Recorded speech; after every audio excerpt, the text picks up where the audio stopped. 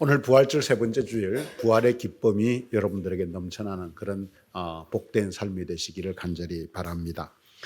종려주일과 부활주일 그리고 지난주에는 김기대 선교사님께서 말씀을 전해주심으로 4주 만에 우리는 에베소서 강해로 다시 돌아왔습니다. 시간이 좀 지났기에 아마 앞에 어떤 이야기를 나누었는가 조금 가물가물할 것입니다. 그래서 앞에 이야기를 대략적으로 정리해보면 이렇습니다. 1장에서 3장에서 복음의 비밀을 전한 바울은 4장에서부터 그러면 그 복음의 비밀을 가지고 살아가는 우리 그리스도인들은 어떻게 살아가야 되는가라고 하는 삶에 대한 부분을 말합니다. 그 새로운 삶은 새로운 피조물인 교회 안에서 살아가는 바로 그러한 것이었습니다. 이런 흐름 속에서 우리는 4장에서 지난 세 번의 말씀을 통해서 아주 중요한 흐름을 함께 보아왔지요. 1절에서 6절의 말씀을 통해서는 하나님의 부르심을 받은 우리가 성령의 하나됨처럼 교회의 하나됨을 힘써 지켜야 된다라고 하는 말씀입니다. 우리는 그 하나됨을 위해서 겸손과 온유와 오래 참음과 그리고 사랑 안에서 서로 용납하는 그런 예수님의 성품으로 마침내 일치된 신앙 고백에 이르는 것이다 라고 말씀을 드렸습니다. 그리고 이어지는 4장 7절에서 10절의 말씀에서는 그리스도께서 십자가와 부활을 통해서 다시 살아나시고 승천하심으로써 완전한 승리를 이루셨음을 보았습니다. 그리고 만물을 충만케 하신 분이 되었음을 보았습니다. 그리고 하나님은 바로 그 승리의 전리품으로 우리에게 선물을 주셨다라고 하는 것입니다. 교회는 바로 그 선물을 통해서 충만하게 되는 곳이라는 것이지요. 우리는 그 선물의 실체를 오늘 본문이 걸쳐 있는 11절에서 13절의 말씀을 통해서 확인하였습니다. 하나님의 선물은 다름 아닌 사람이었습니다. 그것도 그냥 사람이 아닌 하나님 예수 그리스도에게 부름을 받은 바로 그런 다양한 부름을 받아서 다양한 은사와 직분을 가진 그 사람들을 하나님은 교회의 선물로 보내주셨다라고 하는 것이지요. 하나님이 이 선물로 다양한 사람들을 교회에 주신 이유는 그 교회를 온전하게 하고 그리고 봉사의 일을 하게 하고 그 교회를 더 온전하게 세워가기 위한 것이었습니다. 선물을 통해서 바로 앞에서 2장 15절에서 말씀하신 한 세 사람으로 표현한 한 세 사람으로 지어진 것으로 표현한 이 교회를 이 한 세 사람인 교회가 그리스도 안에서 온전하게 세워져 가는 것을 우리는 함께 보게 되었습니다. 그러면 한 세 사람으로 세워진 이 교회의 목표와 방향은 무엇일까요? 교회는 어디를 향해서 자라가야 되고 어떤 방향을 향해서 나아가야 될까요? 오늘 말씀은 우리들에게 그 목표와 방향을 그 무엇보다도 우리들에게 들려주는 말씀입니다. 한마디로 바울이 말하고 있는 교회론의 가장 핵심적 가르침이 바로 오늘 우리가 읽은 이 말씀 속에 들어있다라고 하는 이야기입니다. 오늘 본문은 헬라어로 보면 우리가 읽은 11절부터 16절까지의 말씀은 우리 글에서는 여러 문장으로 떨어져 있지만 헬라어에서는 이것이 하나의 문장으로 그렇게 만연체처럼 늘어져 있습니다.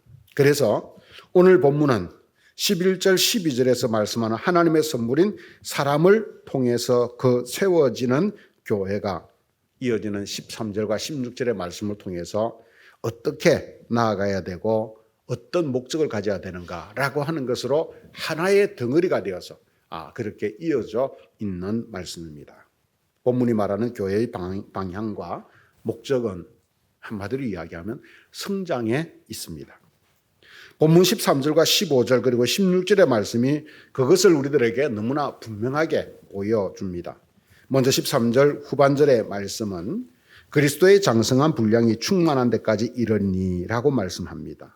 그리고 15절 전반부에서는 오직 사랑 안에서 참된 것을 하여 범사에 그에게까지 자랄지라 라고 말씀합니다. 그리고 16절은 그 지체의 분량대로 역사하여 그 몸을 자라게 하며 라고 말씀합니다. 한마디로 이야기해서 교회는 거듭 성장을 거듭하는 곳이다. 바로 그것을 오늘 본문은 우리들에게 말씀해 주고 있는 것입니다. 그것을 몸과 여러 가지 어떤 지체와 여러 어떤 생명체의 비유를 해서 우리들에게 말씀을 해주고 있는 것이지요. 여러분, 세상에 있는 모든 생명은 그 생명이 있는 한 성장을 기본으로 하고 있다. 그것이 생명의 원리다라고 하는 것을 우리는 기억해야 됩니다. 만약 어느 생명이든지 성장을 멈추게 되면 그때부터 그것이 시들어가게 되고 결국 죽음을 향해서 나아가게 됩니다. 그래서 이 예수님은 우리들에게 여러 비유들을 통해서 성장의 신비를 통해서 하나님 나라를 우리들에게 가르치시고 말씀해 주셨습니다. 왜냐하면 하나님의 나라는 영원한 생명을 품고 있는 바로 그러한 곳이기 때문입니다. 그러므로 하나님의 교회 역시도 이 세상 끝날까지 성장을 이어가야 된다라고 하는 이야기입니다. 이것은 우리 곡강교회도 마찬가지입니다. 그러면 교회는 무엇을 향해 자라가며 그리고 왜 자라가야 될까요? 본문은 그것을 다양한 메타포, 즉 은유법을 통해서 우리들에게 전해줍니다. 어린아이, 바다와 바람, 그리고 신체, 건축의 비유 등을 통해서 우리들에게 우리가 왜 자라가야 되고 어디로 자라가야 되는지 그것을 말씀해주고 있습니다. 우리는 이 은유를 통해서 교회가 왜 어디로 자라가야 하는지를 깨닫게 됩니다. 그것을 오늘 말씀 속에서 우리가 몇 가지로 정리하면 이렇습니다. 먼저 첫 번째로 교회의 성장과 방향과 목표는 오직 예수 그리스도라고 하는 사실입니다. 본문 15절은 이것을 너무나 명확하게 우리들에게 전해주고 있습니다. 15절을 같이 한번 읽어봅시다. 오직 사랑 안에서 참된 것을 하여 그는 머리니 곧 그리스도라. 우리는 언제부터인가 교회의 성장을 추구하면서 그 교회의 성장을 숫자와 어떤 외형적인 가치 속에서 그것을 이해하고 추구해 왔었습니다. 그래서 수적으로 부흥을 많이 해서 많이 모이는 교회가 되면 그 교회는 소위 말해서 성공한 교회, 그렇지 않은 교회는 실패한 교회라고 하는 그런 이 세상의 도식을 가지고 교회를 보는데 익숙해져 있습니다. 한때 한국 교회는 이 외형적 성장에 너무 치중한 나머지 성장을 위해서라면 악마와도 손을 잡는다라고 하는 농담이 나올 정도로 그렇게 오직 외형적 성장에 매몰해서 그 모든 것을 외형적 성장에, 수적 성장에 모든 것을 올인했던 것을 보게 됩니다. 물론 교회의 수적 성장도 그것도 자연스러운 하나의 현상이기는 합니다. 우리는 초대교회의 모습을 보면 그러한 것들을 당연히 보게 되지요. 하지만 오늘 본문 속에서 깨닫게 되는 이 교회의 성장의 뜻은 교인 수가 불어나고 교회 예산과 사업의 규모가 커지고 건물과 시설이 더 커져서 좋아지면 교회가 성장했다고 보는 지금의 가치를 완전히 깨뜨려 버립니다. 대신 교회의 성장은 오직 예수 그리스도를 향해서 자라가는 것이다 라고 하는 이 본질에 집중하게 합니다. 모든 면에서 예수 그리스도를 더 닮아가는 교회, 이러한 교회를 본문은 성장한 교회다. 교회가 또 자라가야 될 방향이다. 이걸 우리들에게 분명하게 일깨워주고 있는 것입니다. 우리는 이것을 요한계시록 2장과 3장에 나오는 7 교회를 향해서 보내는 주님의 그 편지 속에서 우리는 읽게 확인하게 됩니다. 7 교회 중 칭찬만 받은 대표적인 교회는 빌라델비아 교회였습니다. 이 빌라델비아 교회가 칭찬을 받은 이유를 이렇게 계시록 3장 8절은 말씀합니다. 네가 작은 능력을 가지고서도 내 말을 지키며 내 이름을 배반하지 아니하였도다. 네가 작은 능력을 가지고도. 여러분, 빌라델비아 교회는 크고 부유한 교회가 아니었습니다. 많은 사람들이 모이는 교회도 아니었던 것 같습니다. 그래서 네가 작은 능력을 가졌다라고 그렇게 말씀을 합니다. 하지만 그 작은 능력을 가지고도 주님의 말씀과 신앙을 지켰기에 칭찬을 받는다라고 하는 이야기입니다. 즉 교회의 본질에 충실했다, 이런 이야기지요. 반면에 책망을 받은 대표적인 교회는 라오디게아 교회이지요. 주님은 그들이 책망받은 이유를 3장 17절에서 이렇게 말씀합니다. 내가 말하기를 나는 부자라 부요하여 부족한 것이 없다 하나 내 공고한 것과 가련한 것과 가난한 것과 눈먼 것과 벌거벗은 것을 알지 못하는 도다. 나는 부자라 부요하여 부족한 것이 없다. 이것이 라오디게아 교회 교인들이 말하는 자기들에 대한 자평이었습니다. 라오디게아 교회는 적어도 스스로 그들이 말할 만큼 외형적으로 컸고 부유한 그런 교회였습니다. 요즘식으로 말하면 성도 수도 많고 예산 규모도 크고 그리고 건물도 잘 지어져 있는 그런 교회였다. 그래서 풍요로웠던 교회였다라고 짐작할 수 있겠지요. 하지만 주님의 눈에는 잘 보십시오. 그들은 가련하고 가난하고 눈멀고 벌거벗은 교회였다라고 하는 사실입니다.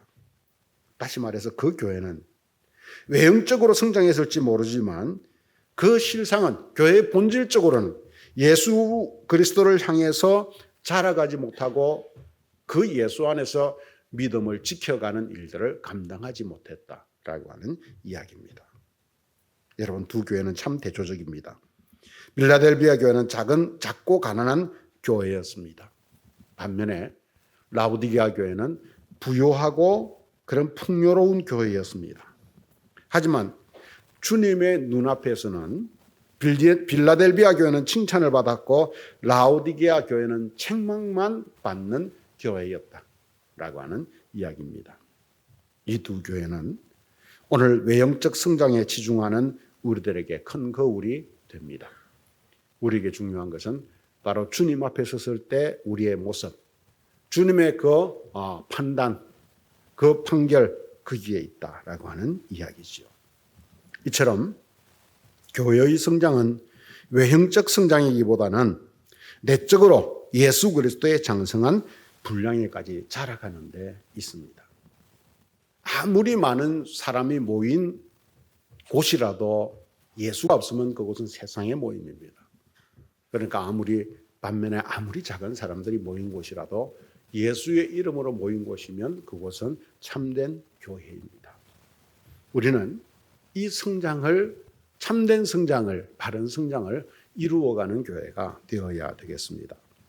두 번째로 교회가 예수 그리스도를 향해 끊임없이 자라가면서 세상 파도와 유혹을 이기기 때문입니다. 이것이 바로 왜 교회의 성장을 요구하는지 그 이유를 우리는 알게 됩니다. 14절은 성장의 이유를 어린아이와 바람과 파도 그리고 바람과 바다의 그 메타포, 은유를 통해서 우리들에게 이야기를 해주고 있습니다. 우리 14절 말씀을 같이 한번 읽어봅시다. 이는 우리가 이제부터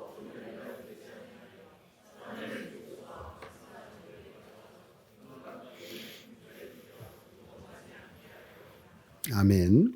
바울은 교회가 그리스도에게까지 자라가야 될 이유를 어린아이의 모습을 예를 들어서 우리들에게 비유를 해주고 있습니다.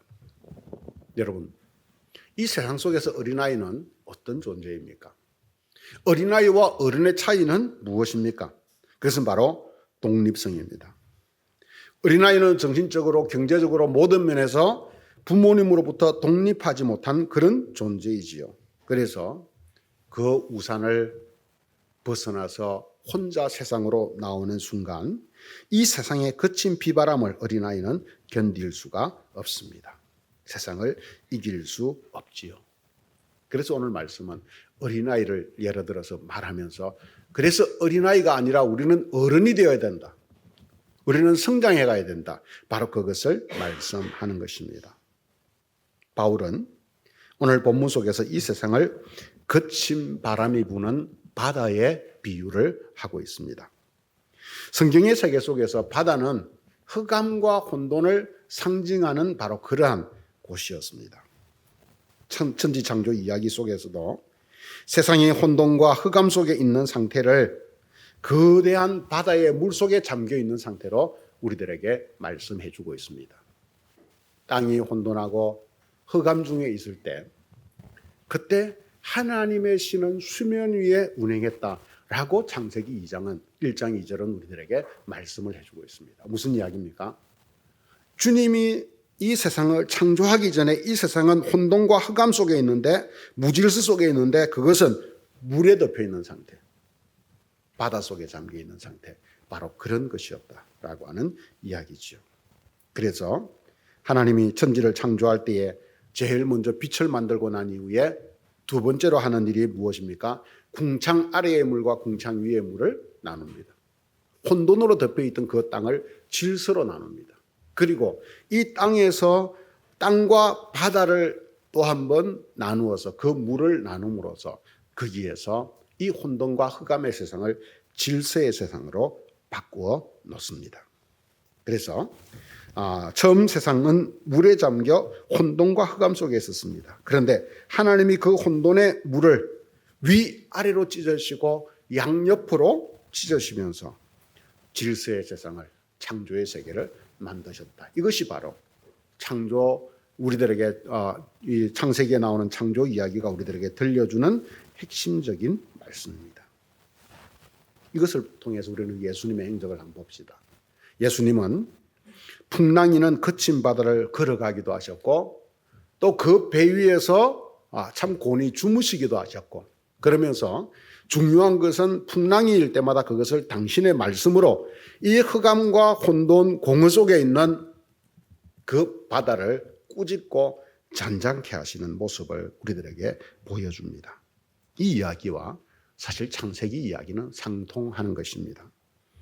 예수님은 바다의 흑암과 무질서를 당신의 말씀으로 질서의 세계로 바꾸시는 창조주임을 보여주기 위해서 성서 기자는 우리들에게 예수님이 행했던 수많은 이적들 가운데 바다를 꾸짖어 그 바다를 잠잠하게 한, 그 혼돈과 혼란의 바다를 질서 있는 바다로 만드시는 바로 그 이적을 우리들에게 모두 넣어서 전해주고 있는 것입니다. 여러분, 예수님이 보실 때 이 세상은 마치 풍랑이는 거친 바다와 같았습니다.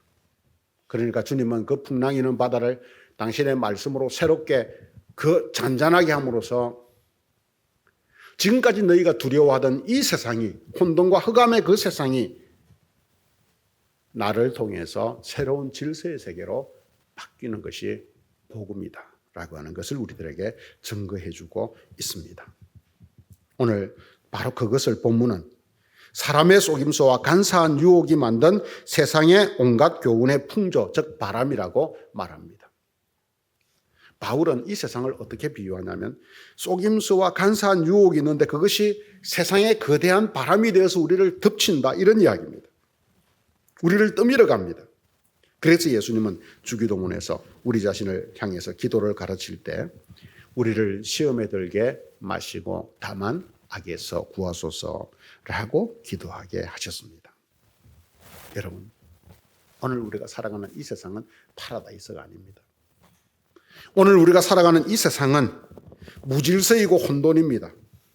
그래서 우리가 혼자가 아닌 교회 공동체로 모이고 참된 교회로 세워져서 그리스도를 향해 자라가야 할 이유는 우리가 바로 이 무질서하고 혼돈한 세상 속에서 어떻게 이것을 이겨나갈 것인가, 여기에서 우리가 어떻게 믿음을 지켜나갈 것인가 라고 하는 생존의 문제와 직결되는 것입니다. 우리는 교회를 성장시키는 것을 대단한 일을 이루는 목적처럼 말하지만 사실 교회가 자라가야 될 가장 근본적인 이유는 이것입니다. 우리가 함께 자라가서 힘이 강해져서 예수 그리스도를 닮아가서 이 세상을 능히 이길 수 있다, 이 세상의 가치를 우리가 얼마든지 이길 수 있다 라고 하는 바로 그런 믿음을 갖고 그것을 이기게 하기 위함인 것입니다. 그래서 교회는 어린아이로 남아있으면 안 됩니다. 그리스도를 향해서 자라가며 그리스도의 장성한 분량에까지 이르러야 합니다. 이것이 바로 교회가 성장해야 될 이유입니다. 세 번째로 우리가 어떻게 그리스도의 장성한 분량으로 자라갈지를 우리들에게 명확하게 말씀합니다. 그것은 바로 사랑 안에서 참된 것을 하여 자라는 것입니다. 15절은 그 방법을 우리들에게 이렇게 말합니다. 오직 사랑 안에서 참된 것을 하여 범사에 그에게까지 자랄지라. 오늘 본문은 우리가 모든 일에 있어서 예수 그리스도에게까지 자라가는 데 필요한 것이 오직 사랑 안에서 참된 것을 하는 것이다 라고 말씀합니다. 이 참된 것을 하는 것을 세번역 성경은 우리들에게 진리를 증언하는 일이다 이렇게 말씀합니다. 복음을 전하는 일이 참된 것을 하는 것이다 이 말이지요. 우리가 모든 면에서 예수 그리스도를 향해서 자라가는 교회를 세워가려면 성도들이 사랑의 정신으로 진리를 증언하는 삶을 살고자 애써야 한다는 바로 그 말씀을 우리들에게 해주고 있는 것입니다. 그러니까 우리는 사랑이 없이는 교회를 자라가게 할 수 없다.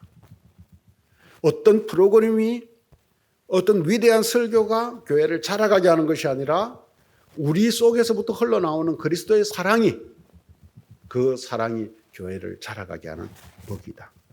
바로 그것을 우리들에게 말씀해 주고 있는 것입니다.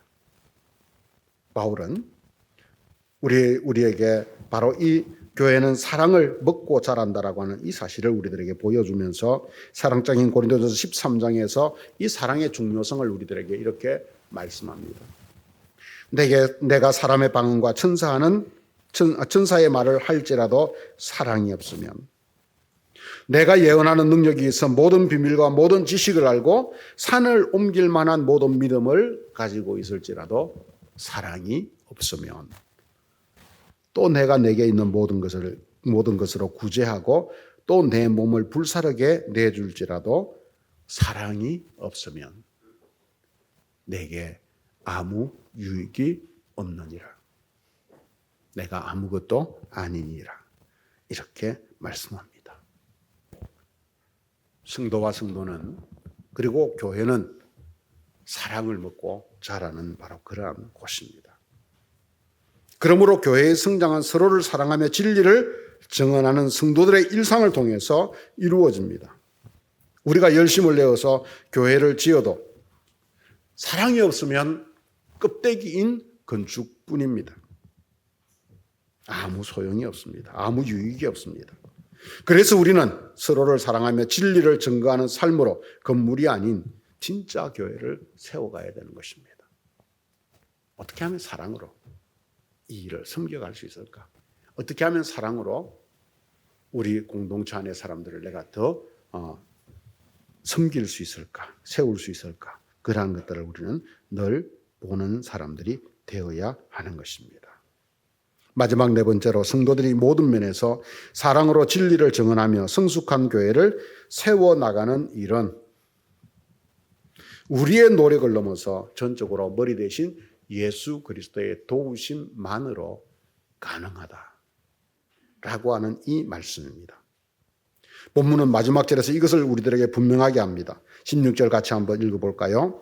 그에게서 온 몸이 각 마디를 통하여 도움을 받음으로 각 지체의 분량대로 역사하여 그 몸을 자라게 하며 사랑 안에서 스스로 세우느니라. 그에게서, 즉 머리이신 그리스도에게서 온몸이 도움을 받음으로 서로 연결되고 결합된다고 우리들에게 말씀해 줍니다. 그래서 교회는 자라간다라고 하는 이야기죠. 이 말은 무슨 말입니까? 교회는 사람의 뜻과 협력을 넘어서 오직 머리 대신 그리스도의 그 도우심만으로 자라간다라고 하는 말입니다. 다시 말해서 그리스도의 도우심으로 교회는 하나가 되고 온전하게 세워져 간다라고 하는 이야기입니다. 연약한 우리의 사랑은 얼마나 한계가 있습니까? 그러니 그리스도의 도움이 없으면 불가능합니다. 이것이 교회가 자라가는 가장 중요한 열쇠입니다. 그래서 우리는 내 뜻을 잠시 내려놓고 주님의 뜻과 도우심을 구할 때 더 하나됨과 성장을 우리는 경험하게 되는 것입니다. 우리는 교회 안에서 내 생각, 내 뜻, 내 어떤 판단 기준 이러한 모든 것보다 그러면 주님의 뜻이 무엇일까? 라고 하는 데서 서로가 모든 것을 내려놓을 때 그때 우리는 하나 되어서 모든 것을 이루어가게 되는 것입니다.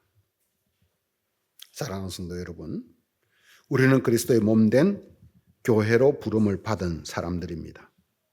우리는 개인의 믿음의 고백으로 우리는 구원을 받았습니다. 적어도 우리의 구원은 개인의 믿음의 고백으로 받는 것입니다. 하지만 그것은 이 어린아이로 탄생하는 것일 뿐이라는 사실을 우리는 기억해야 됩니다.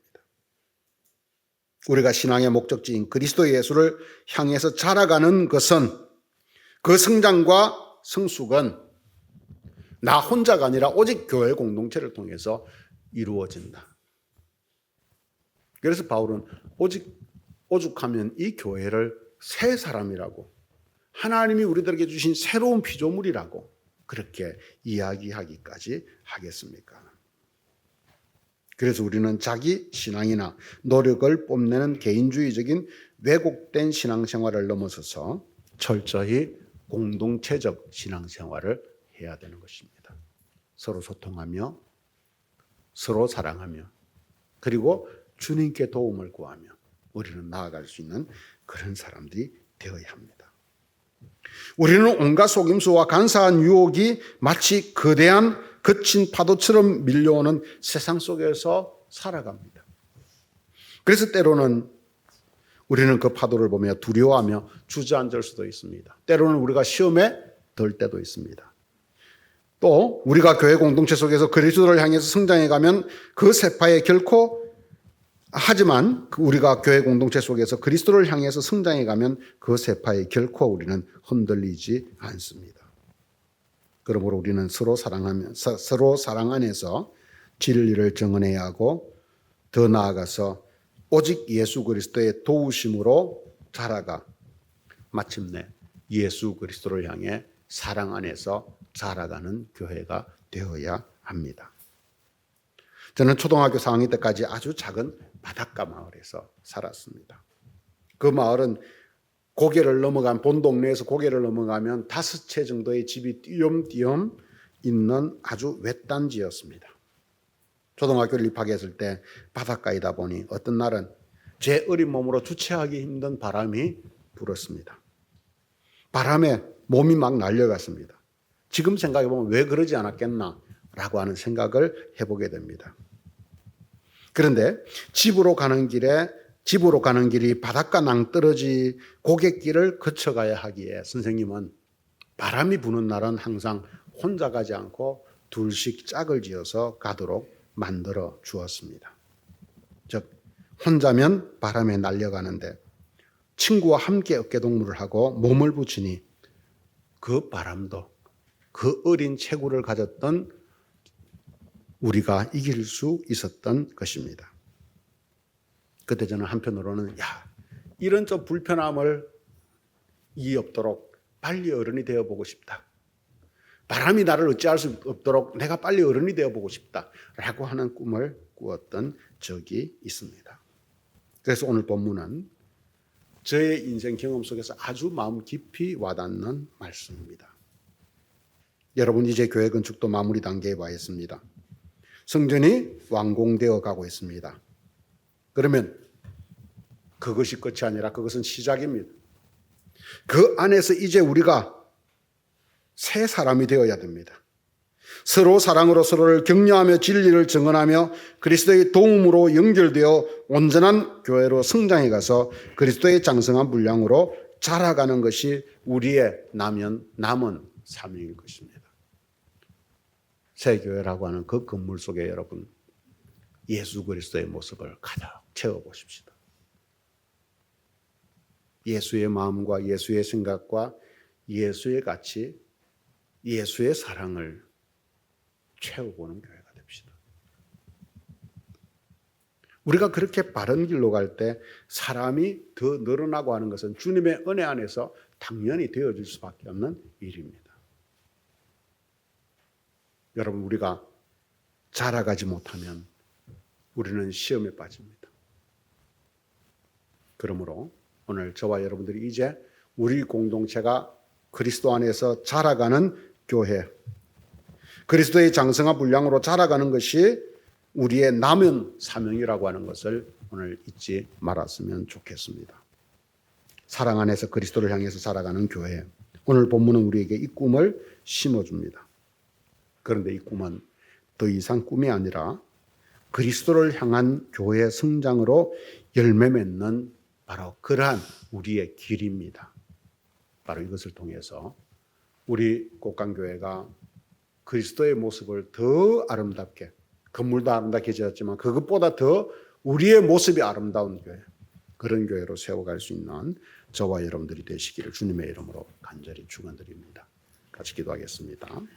하나님 아버지 하나를 감사합니다. 오늘도 저희들에게 귀한 시간을 주셔서 오늘도 주의 말씀을 함께 상고하고 나누게 하시니 감사합니다.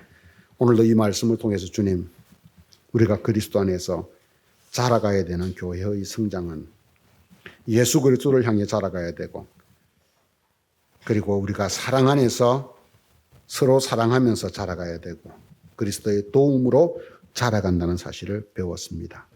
우리가 그렇게 성장해 가야만이 주님, 오늘 우리가 어린아이가 되지 아니하고 세상의 모든 세파를 이기고 넘어서서 하나님 나라를 건설해 갈 수 있기 때문임을 오늘 우리는 깨달았습니다. 오나옵기는 주님, 우리가 이제 참 이 곡강 옛 땅에서 역사들을 마치고 새로운 땅으로 새로운 건물로 들어갈 때 주님, 우리가 그 건물의 아름다움에 갇혀 있는 것이 아니라, 거기에 만족해 있는 것이 아니라 그 속을 예수 그리스도의 사랑으로 채우고 예수 그리스도의 진리로 채우고 예수 그리스도의 모습으로 채우는 바로 그런 공동체로 살아가도록 인도하여 주시옵소서.